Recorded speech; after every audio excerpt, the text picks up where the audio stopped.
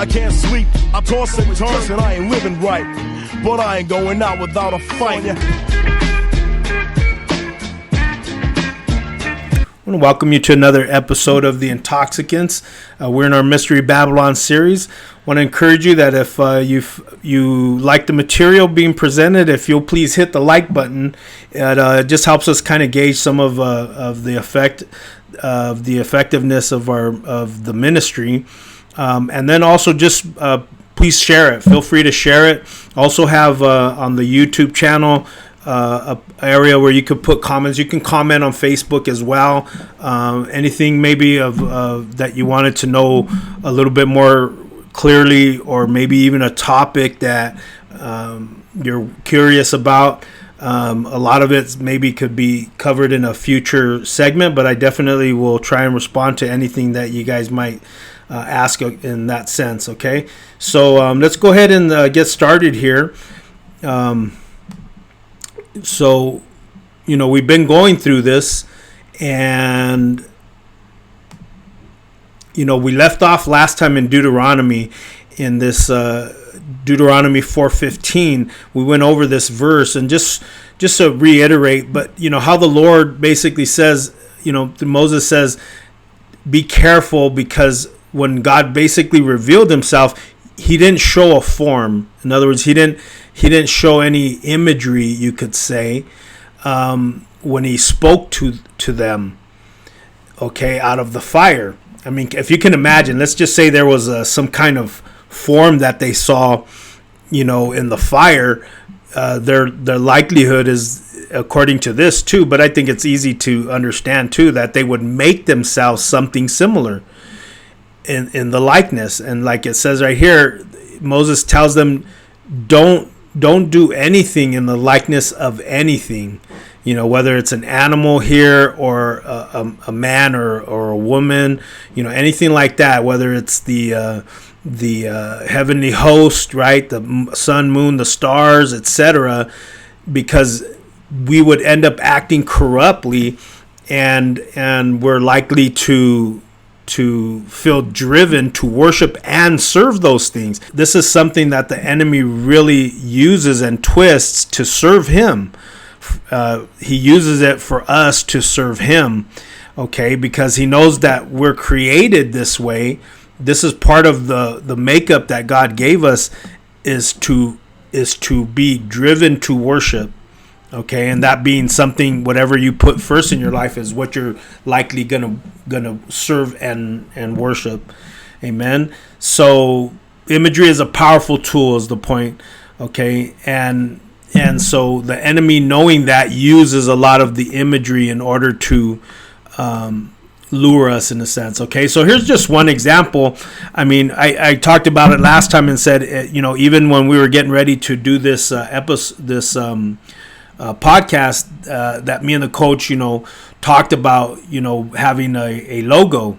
Okay, so these are all logos and ones that most of us are probably familiar with, or at least most of them are familiar to us. Okay, and just the idea of, you just stop and thought for a moment, like why do we need that? Why do we need something to associate with that sense that we have, our visual sense? But the fact is that we do need it. Okay, God created it like that. In fact, I mentioned before that there's the verse. In fact, I might even have it here. But that we are transformed and changed, by beholding the beauty of the Lord. Okay, but let's go ahead and look a little bit further here. This is in Hosea 12:10, and it says, "This is the Lord saying through Hosea, I have also spoken by the prophets and have multiplied visions. I have given symbols through the witness of the prophets." So I know, being prophetic myself, very often, if not most often, the Lord really kind of communicates to me in the prophetic sense through visions. Sometimes they're like videos, like you're watching something happen, but very often, when I'm preaching or teaching, a lot of times a vision will come that's kind of more like of a let's say a symbol.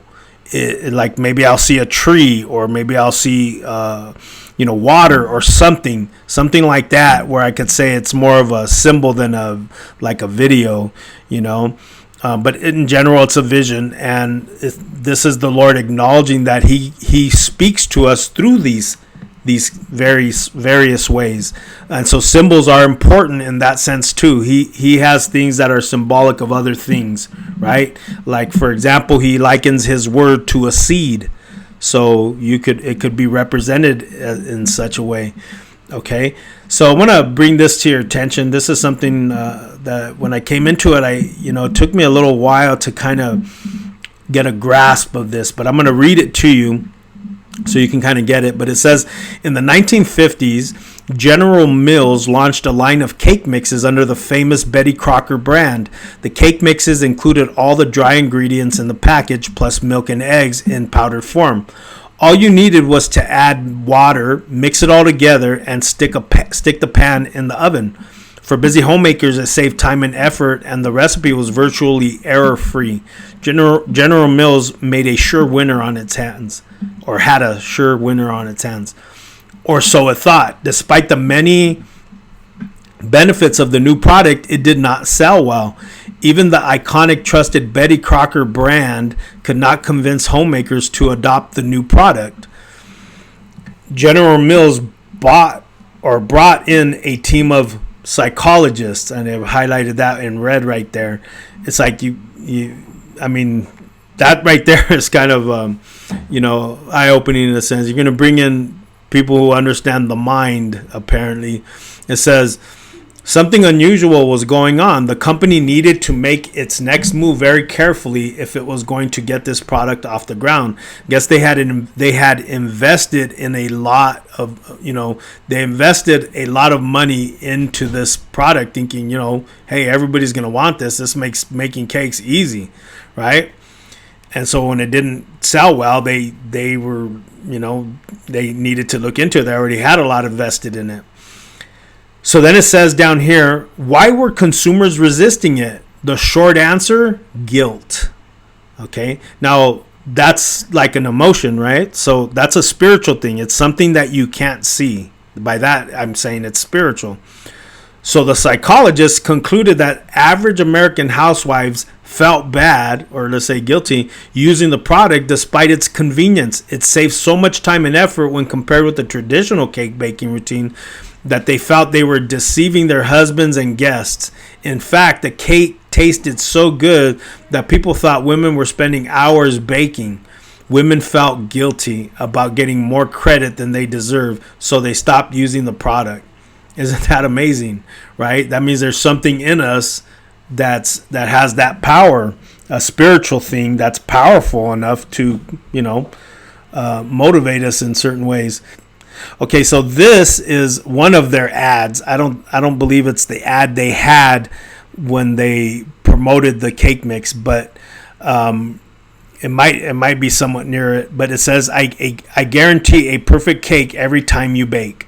Okay, so knowing it's basically add water, mix it, throw it in the oven, right? Sounds pretty easy.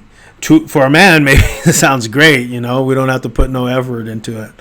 Now it says General Mills had to act fast. Like most marketing-minded companies, it might have considered an advertising campaign to address the guilt issue head on. For example, imagine a series of commercials explaining that saving time in the kitchen with instant cake mixes allowed housewives to do other valuable things for their families.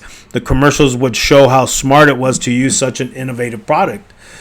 Against all marketing conventional wisdom, General Mills revised the product instead. So instead of trying to convince people not to feel bad, they changed the product itself.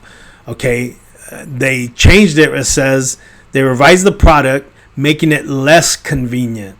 The housewife was charged with adding water and a real egg to the ingredients, creating the perception that the powdered egg had been subtracted. In other words, one was, but one wasn't. And so if they added an egg, they would basically add, a little bit more effort. General Mills launched the new product with the slogan, add an egg, sales of Betty Crocker instant cake mix soared. So it says they created the perception. Now, nothing really changed with the product. I mean, it just had a little bit less egg, or one less egg, but it gave them a little bit more to do so that they could have a different sense, right? They could see it differently. That's one sense. And then it says, and then you're dealing with another sense in guilt. But it says, why would such a simple thing have such a large effect? First, doing a little more work made women feel less guilty while still saving time. Also, the extra work meant that women had invested time and effort in the process, creating a sense of ownership. The simple act of replacing the powdered egg with a real egg made the creation of the cake mix more fulfilling and meaningful.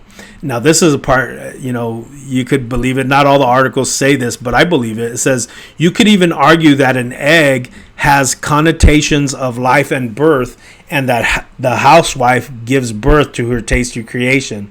Okay, I'll let you judge that for yourself.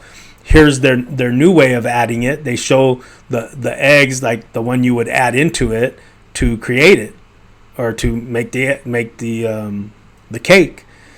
So in other words, they're saying like the symbolism is kind of like, has to do with the woman's reproductive intuition or something like that she's offering, and in that creating or making something. To me that sounds like that probably would play some role in it as well, just because the power of imagery. Okay, we know what an egg symbolizes, even if you don't often think of what it symbolizes, but it does symbolize life. And so that's something that I thought was really interesting. The fact that they would hire psychologists. I mean, think about it for a second. I mean, and I have nothing against psychologists. I think they can help people too, of course, but that if you're going to have your mind transformed, it's going to come through truth of God's word. Okay, so either way, the reason why I bring this up is kind of simple.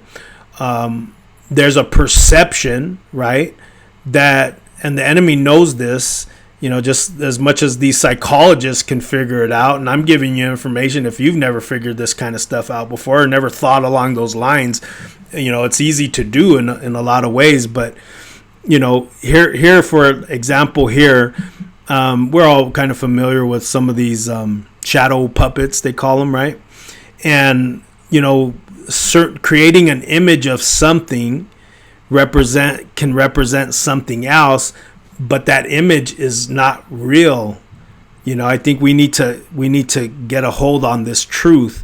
Okay, it represents something, and so whenever they use imagery, they're saying it represents something, obviously, just like a logo or something.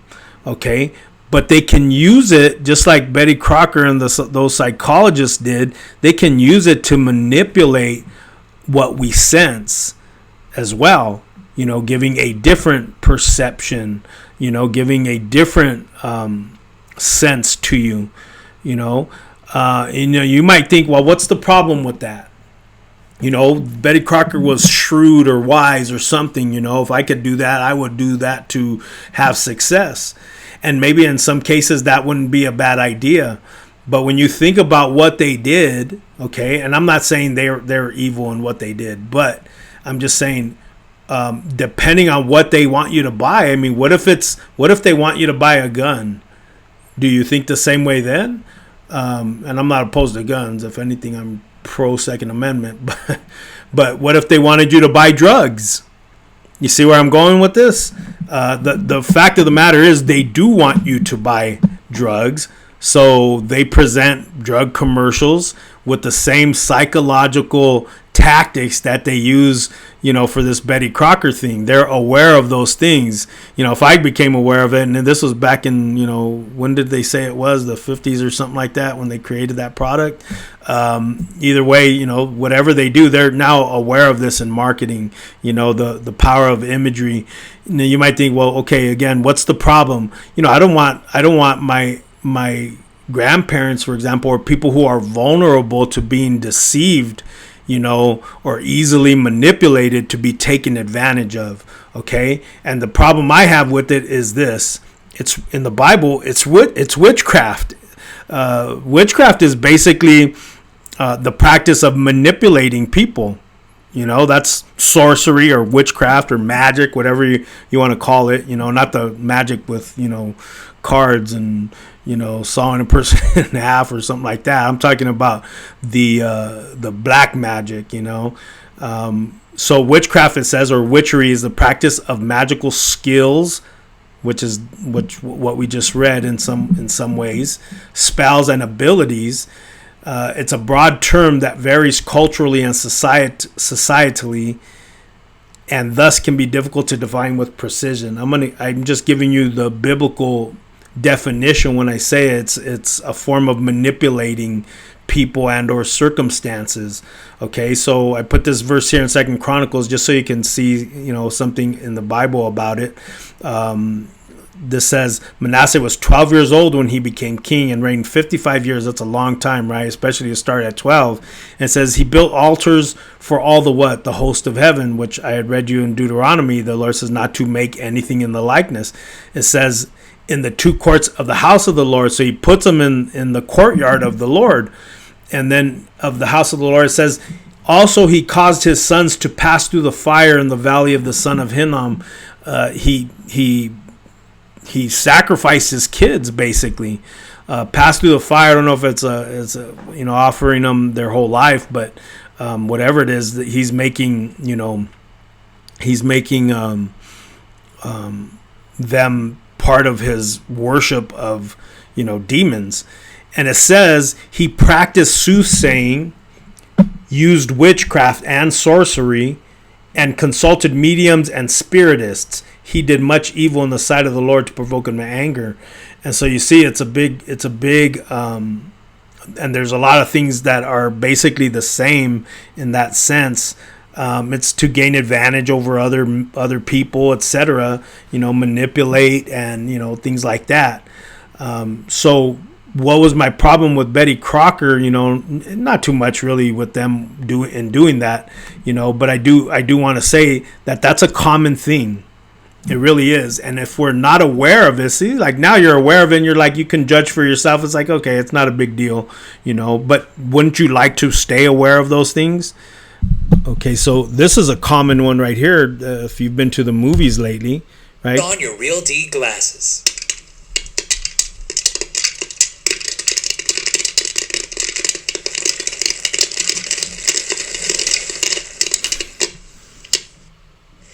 They do this one right before the movie's going to start, too.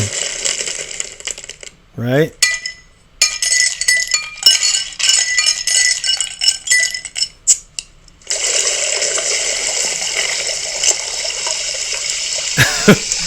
Tell me if you don't get hungry, smell butter, and thirsty, when they play that, right? So, okay, well, that's just one of their little ways to manipulate you, right? On your Real D. That's just one of their ways to manipulate you. So that being said, let's go ahead and move on. So now, just to point out, like I said, they're well aware on how to use certain tactics like that. Now, there was a thing about subliminal messages. I didn't decide to put it on here, but that I had researched a little bit too. Apparently, those things are not as needful. Like they don't got to do it subliminally as much. There's more powerful tools that they can use to get us to comply. But we'll go into that here in a little bit later. I want to just show you this video here, okay? Just so you know, it's like now that you think about this, and they want you to have certain information, okay? And like I said, we're going in a little bit different direction here. But I wanted to use that as a premise, because when you know that they're aware of how to manipulate you, and then they have certain tactics that they use, okay, but then also do they conspire? Ask yourself, because a lot of us, we don't want to believe, I've said it earlier, we don't want to believe that they are conspiring against us to do something, harmful. Sometimes it's just something to their benefit, but very often anything that benefits them is at our expense. Okay. And yes, they do conspire. Okay. So I'm going to show you this newscast right here and let you judge for yourself. But there's a lot of these out there. A child's happiness is priceless, especially on a birthday. A child's happiness is priceless, especially on a birthday. A child's happiness is priceless, especially on a birthday. A child's happiness is priceless, especially on a birthday. Well, child's happiness is priceless, right? Especially I mean, on a birthday. this is really ridiculous, Priceless, especially on a birthday. Child's happiness is priceless, especially on a birthday. A child's happiness. And look at these are all different news stations. A child's happiness is priceless, some maybe liberal, some conservative, I'm sure. Absolutely. A child's happiness is priceless, especially on a birthday. A child's happiness is priceless. So you tell me, are these guys reporting the news? Happiness is priceless, especially on a birthday. A child's smile is priceless. To me, they're reading the script. A child's happiness is priceless, especially on a birthday. You know, a child's Okay, let me just pause it for a sec. When I first came into this, I think there was 2 videos that I saw where somebody had compiled these news anchors, or and on how everything they're saying was the same. Okay, now you can go on there and there's tons of different ones, and in fact, even in some of the mainstream, they've put this not on the liberal ones. I've never seen it on those, but I have seen it on Fox. I think it was Tucker Carlson, but he had but he had reported on some of these compilations. I don't know if he put them together, but he showed them on how, and a lot of times they make light of it, and I think he did too. But you got to stop and think. It's like they're getting it's obvious they're getting all their news from the same source, and these are numerous different channels, stations, and you could say even maybe coming from different points of view. In other words, if they were liberal or conservative, it didn't matter. They're reporting the news the same. Okay, to me, they're not necessarily journalists, and not that all of them are anyways, but they're not really reporting news that they've come into. They're reading a script, and that's very apparent now. Okay. This is priceless, especially on a birthday. A child's happiness is priceless, especially on a birthday. Child's happiness is priceless, especially on a birthday. A child's happiness is priceless, especially on a birthday. A child's happiness is priceless, especially on a birthday. A child's happiness is priceless, especially on a birthday. You like that? In consumer news, economic factors may take some spring out of the Easter Bunny step this year. Economic factors may take some spring out of the Easter Bunny step this year. Economic factors may take some spring out of the Easter Bunny step this year. Economic factors may take some spring out of the Easter Bunny step this year. Economic factors may take some spring out of the Easter Bunny step this year. Economic factors may take some spring Now- out of the Easter Bunny step this year. So these couple things are it's kind of like, okay, you might write it off and just say, oh well, it's not really an important message they're conveying, and that I would agree. The way they're saying it, whatever the story is that I'm showing you here that they're reporting on, or script they're reading on, doesn't have any real significance to our lives. But now think about the fact, now if they get something, let's say reporting some kind of criminal activity or war or economic downturn or anything like that, they're still getting their news from the same source. And now from that point, you have to stop and think, what is the agenda or what is the motive, etc., behind that source?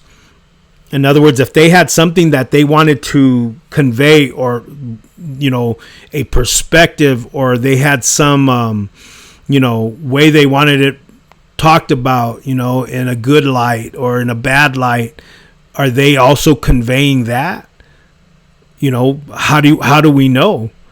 Are they gonna fake anger while they report something when it's really not something to be angry about, but yet they want us to have a sense of anger, just like Betty Crocker wanted, people to have a sense of, ownership, or to erase a sense, to get rid of the sense of guilt, or who knows.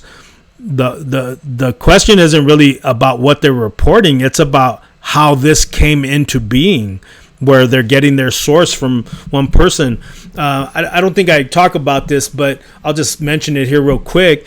I had done this research a while back, and I was researching, about the horoscope, and this is because I had heard something, so I researched it myself, and come to find out that it was true. And I don't know that it's always true, but that the horoscope, which I don't advise, reading, unless you feel like being part of the witchcraft that it portrays, or that it promotes. That the horoscope that so many people read, is coming from the same source as well. Like, it could be in various newspapers and magazines, or now online and on a web page or whatever, post that those things were coming from the same source. So I researched it, and it turned out like what I had heard. The source was a woman that was actually a witch. I mean, if that's not an eye-opener right there, it's like realizing, hey, you're getting prophetic possibilities, and there are false prophets in the Bible as well, but you're getting a prophetic sense from a witch, which means it's manipulative. Okay, so I won't play the rest of that, but this is another one. I think, why did I put this one? Well, let's just play it and see. If your email inbox is out of control and you've given up sorting it out, a Baltimore company thinks it has a solution for you. Could this be the end of email overload? Could this be the end of email overload? Could this be the end of email overload? Could this be the end of email overload? Could this be the end of email overload? Could this be the end of email overload? Could this be the end of email overload? Could this be the end of email overload? Could this be the end of email overload? Could this be the end of email overload? Could this be the end of email How overload? how insincere. Could this be the end of email overload? You can also hear in the background laughter, and I think this is a way to get you off what I just showed you.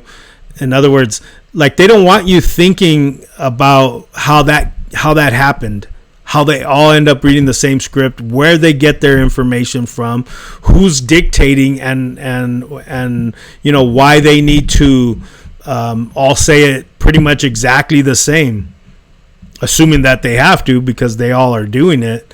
And so what do? They just add. They'll just show you the compilation. Like, if it came out and somebody discovered it or found it out, they just kind of add some laughter to it and put the compilation out with laughter. And then you think, oh, everybody's laughing. This is funny. It's not a big deal. It's another tactic to get you to let your guard down. I don't know how many movies and mainly sitcoms where they say something really foul, something ungodly or offensive or whatever, and then they have the audience laugh, which is probably just a button they press to put the laughter on, when they create it. And then I'm thinking that doesn't go with that. I don't see that being funny at all. What are they doing? They're trying to create a sense in you. They want you to have the sense of this being entertaining rather than informative. Okay, I'm going to show you why that is, but let's go ahead and go on. Okay, now look at this picture here. And it says the brain activity. This is a brain scan, right? Showing the electrical current running through someone's brain.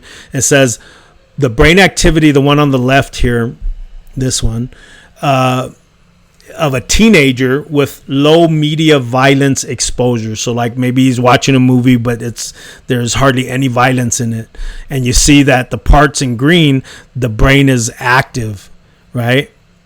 On the left side. And if you didn't know, and we'll look at it here in a moment, but your brain is basically divided into two major sections, the left side of the brain and the right side.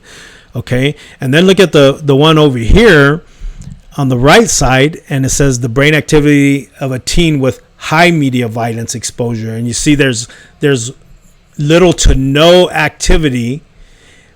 And if the only activity it really shows is maybe a little bit right here, but the real activity is on the right side of the brain. And there's no activity going on here, right? On the left side of the brain. This is with a lot of violence, right? High media violence exposure. Okay, so let's look at that real quick. Oops, let me go back.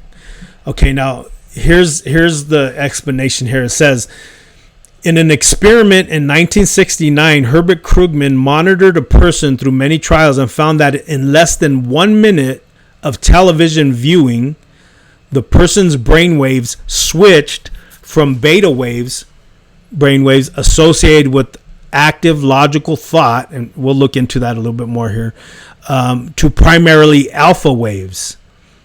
When the subject stopped watching television and began reading a magazine, the brainwaves reverted to beta waves.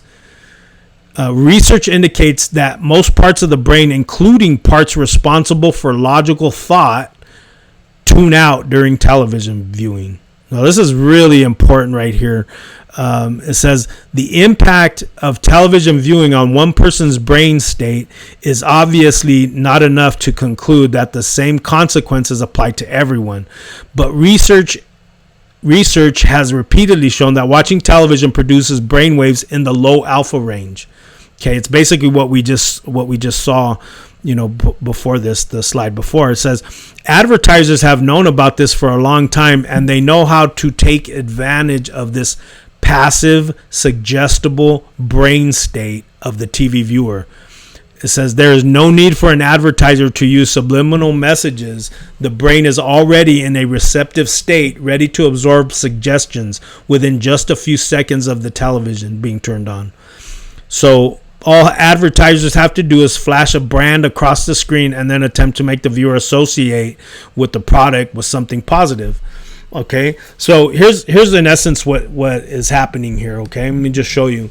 So the left side of the brain is the analytical side. So the activity, for example, when we saw the kid, or the teens that were, that were watching the violence or whatever, when it was low, they were thinking on the left side of their brain. So they're analyzing what they're viewing. They're watching it. They're reasoning it. They're using their mathematical skills and language skills. They're examining, they're analyzing, right?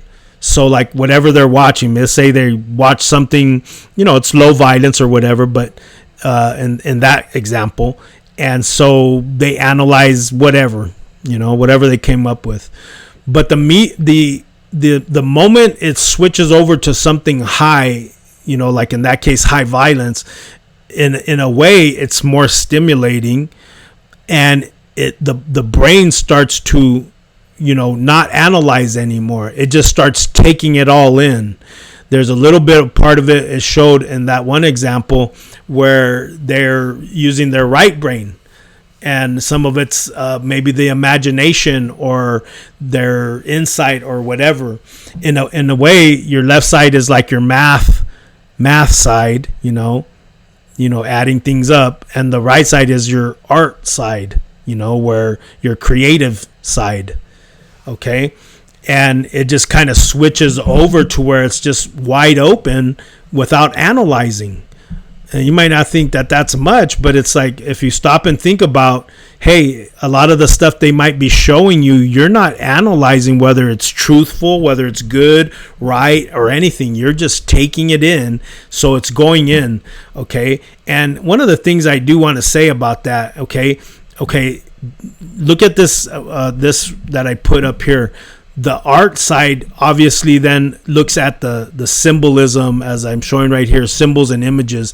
It takes it in, right, without necessarily analyzing what's being taken in. In other words, if they could keep you away from using the left side of your brain by just communicating through symbols, you're not going to know what exactly they're showing you.